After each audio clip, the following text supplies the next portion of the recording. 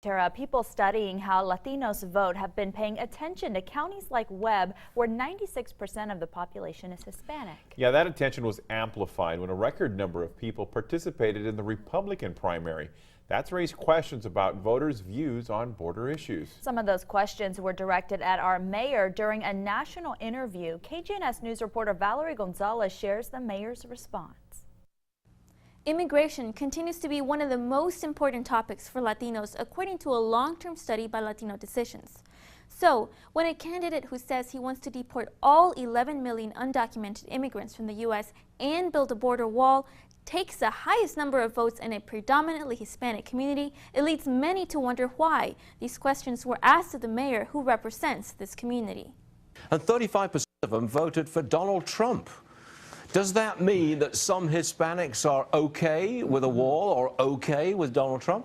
As pointed out in this Fox Business interview, the majority of Hispanics in Laredo vote Democrat. But for the 35% of Republicans who voted for Trump in Webb County, a border wall championed by Trump might be agreeable. It's in his platform posted online, and he's not alone. The two other top Republican presidential candidates, Marco Rubio and Ted Cruz, are proposing a border wall too. Laredo's mayor is adamantly against this idea.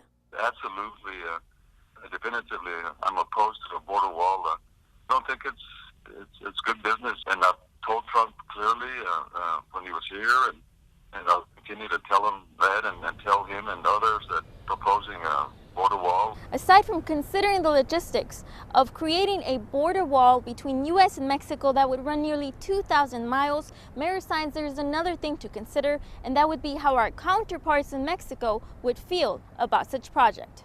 Laredo as a whole is a trade city. It's a transportation logistics. If a relationship break between Mexico and the U.S., Laredo would suffer deeply. Aside from the economic implications, Science adds that Laredo's livestock and environment that are dependent on the river could be negatively affected too.